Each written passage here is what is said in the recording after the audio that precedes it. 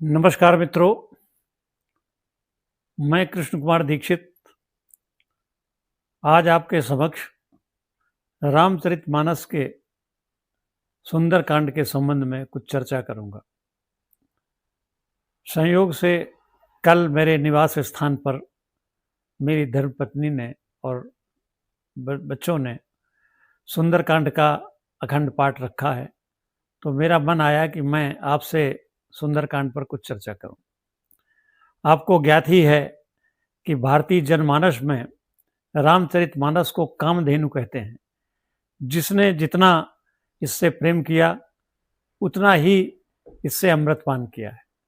और सुंदरकांड रामचरितमानस का सबसे प्रसिद्ध कांड है। यद्यपि 6 कांड और हैं, लेकिन सबसे ज़्यादा तुलसीदास जी ने जो सुंदर रचना की है वो रामचरितमानस में सुंदरकांड की है।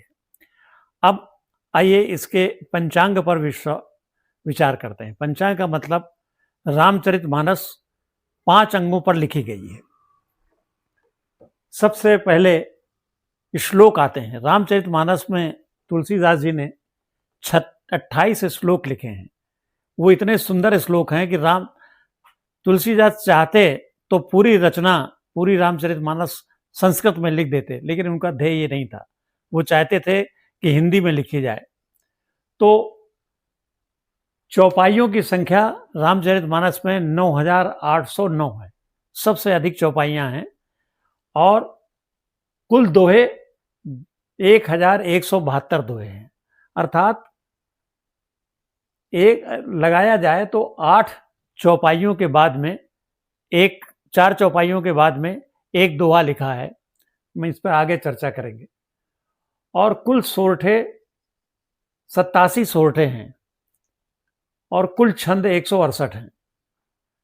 इसकी तुलना में देखा जाए कि सुंदरकांड में केवल 3 श्लोक हैं, 526 चौपाइयां हैं और 62 दोहे हैं, 1 सोरठा है और कुल छंद 6 हैं। तो अब जरा देखें कि इन श्लोकों में और चौपाइयों में इसका क्या अर्थ बताते हैं। तुलसीदास जी ने क्या सोच करके इन अंगों की रचना की। तुलसीदास जी संत थे, वो सोच कर नहीं लिखते थे, लेकिन जो लिख देते थे वो प्रमाण हो जाता था। तो मूल रचना चौपाइयों में की है। कथा का जो वर्णन किया है, जो कथा चली है, वो चौपाइयों से है। और इस छंद में आप जानते हैं चौपाई का मतलब 4-4 अंग हैं। 4 अंगों में और एक छंद में, एक अंग में 16-16 मात्राएं हैं। आखिर में लघु है। पिंगल शास्त्र के अनुसार बता रहा हूं। और तुलसीदास जी ने अधिकांश रूप से 4 चौपाई लिखने के बाद, 8 अर्धाली लिखने के बाद एक दोहा लिखा है। ये दोहा इस कथा का उपसंहार है। ऐसा उपसंहार है कि उसके आगे कथा चलती रहती है, लेकिन वो प्रकरण वहीं पर समाप्त हो गया।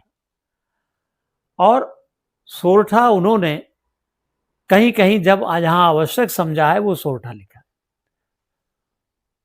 और छंद भी जहां पर आवश्यक समझा है लिखा है। तो अधिकांश श्लोक जो लिखे हैं वो वर्णन के लिए, कथा को आगे बढ़ाने के लिए, वंदना के लिए, प्रशंसा के लिए लिखे हैं। चौपाई तो मूल है ही है। 4 खंडों में 4 पाए हैं इसके, और हर खंड में 16-16 मात्राएं हैं, लघु गिर पिंगल के हिसाब से। तो और चौपाई के एक हिस्से को अर्धाली कहते हैं। अब 1178 दोहे हैं, अर्थात 8 चौपाई के बाद एक दोहा लिखा है जो उपसंहार करता है। दोहा में जो पहला और तीसरे चरण में 13-13 मात्राएं हैं, और दूसरे और चौथे चरण में 11-11 मात्राएं हैं। सोरठा में जस्ट इसका उल्टा है। सोरठा में पहले और तीसरे चरण में 11 मात्राएं और दूसरे और चौथे चरण में 13 मात्राएं हैं। अब इस सोरठा लिखने की क्या आवश्यकता थी, इस पर विचार किया जाए। चौपाई बहुत अच्छी गति की होती है। जब प्रकरण गूढ़ होने लगता है तो मानसकार ने दोहा लिखा ताकि उपसंहार हो जाए। अब पढ़ते पढ़ते भक्त का, पाठक का वेग बहुत अधिक हो जाता है, तो उस वेग को खत्म करने के लिए सोरठा आवश्यक हो गया। और सोरठा सांस लेने के लिए, ये गत्यारोध के लिए सोरठा बहुत आवश्यक है। सोरठा में शुरू में पढ़ने में थोड़ा सा गति कम रहती है और दोहे के अंत में गति कम रहती है, तो इसलिए अच्छी सांस मिल जाए, इसलिए हम इसका वर्णन करते हैं। और छंद, जब कभी प्रकरण विशद होता है, किसी का बहुत अच्छा वर्णन करना होता है, सेनाओं का वर्णन करना होता है, नगर का वर्णन करना होता है, जो कि चौपाई, दोहे और सोरठे के परिवेश में समा नहीं सकता, तो वहां मानसकार ने छंद का प्रयोग किया है। छंद से गति आ जाती है, विविधता आ जाती है, लेकिन उदारता पूर्वक छंद का प्रचार प्रकाश इसलिए नहीं किया है कि मूल कथा वो चौपाई और दोहों से सम्मिलित करना चाहते थे। अब इस पे देखते हैं कि इतने बड़े कलेवर में हर 8 चौपाई के बाद एक दोहा आता है, यही क्रम लगभग सुंदरकांड में है। तो सुंदरकांड का कलेवर 598 छंद हैं इसमें, और ये 10,664 की तुलना में जो सुंदरकांड का कलेवर है वो 20वां हिस्सा है पूरी रामचरितमानस का। लेकिन इस 20वें हिस्से में सबसे सुंदर वर्णन, सबसे अधिक सुंदरता और पिंगल शास्त्र का नियम तुलसीदास जी ने किया है। उसका कारण यह है कि यही एक ऐसा कांड है कि शुरू में राम पैदा हुए छोटे थे, बाद में उनको वियोग हुआ, सीताहरण हो गया, लेकिन इस सुंदर कांड में हनुमान जी ने अपने परिश्रम से माता सीता का पता लगाया, और हनुमान जी तुलसीदास के इष्ट थे। इसके कारण तुलसीदास जी ने इसको सबसे सुंदर रचना इसलिए की है कि इसमें इनके जो आराध्य हैं, तुलसीदास के आराध्य हनुमान जी हैं, तो पोटली होता है, एक कैप्सूल है, तो जो आवश्यक चीजें होती हैं हम पोटली में रख लेते हैं। मुख्यतः जो यजमान सुंदरकांड का पाठ कराता है वो अपने गुरु से पूछ करके या अपने आधार पर वो तय कर लेता है कि मैं ये सुंदरकांड का पारायण क्यों करा रहा हूँ। नया गृह प्रवेश होता है बच्चे होने की खुशी में, या बच्चा पढ़ने जा रहा है, इन चीज़ों के लिए ईश्वर से प्रार्थना होती है, उसको लक्ष्य बनाकर ये पाठ कराया जाता है। तो उसमें कुछ ऐसी चौपाइयाँ चुन लेते हैं, एक ऐसी चौपाई चुन लेते हैं, भले वो चौपाई में हो, दोहे में हो, लेकिन अधिकांश चौपाई में होता है कि जैसे सुख शांति के लिए अगर सुंदरकांड का पाठ कराया गया है तो चौपाई रखी जाएगी, मंगल भवन अमंगल हारी, उद्रवहु सुदशरथ अजिर बिहारी।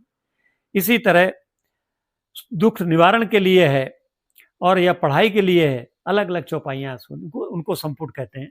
संपुट जब 8 छंद बदलता है, 8 चौपाइयों के बाद में दोहा हुआ, दोहा के बाद संपुट लगाया जाता है।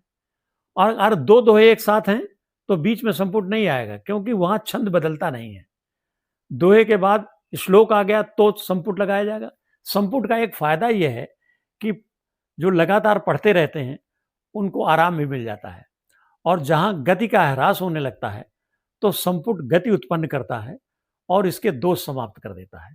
तो संपुट बहुत आवश्यक है, और हमारे जीवन में सुंदरकांड की बहुत महत्ता है। अलग अलग ग्रंथों में सुंदरकांड, जैसे वाल्मीकि जी ने जो सुंदरकांड लिखा है वो इतना अच्छा नहीं लिखा, क्योंकि वो पूरे राम का वर्णन कर रहे हैं, उनमें हनुमान जी एक पात्र हैं, लेकिन तुलसीदास जी के लिए उनके आराध्य हैं। तो मेरा एक निवेदन और है कि जब भी आप सुंदरकांड का पाठ करें तो कुछ निषेध हैं, जो राजस्वला महिलाएं हैं सुंदरकांड में न भाग लें, और बड़े विधि विधान से शुद्धता से सुंदरकांड का पाठ करना चाहिए, और बहुत ज़्यादा लक्ष्य रख के नहीं करना चाहिए, केवल भक्ति के लिए करना चाहिए, तभी बहुत आनंद आएगा। धन्यवाद।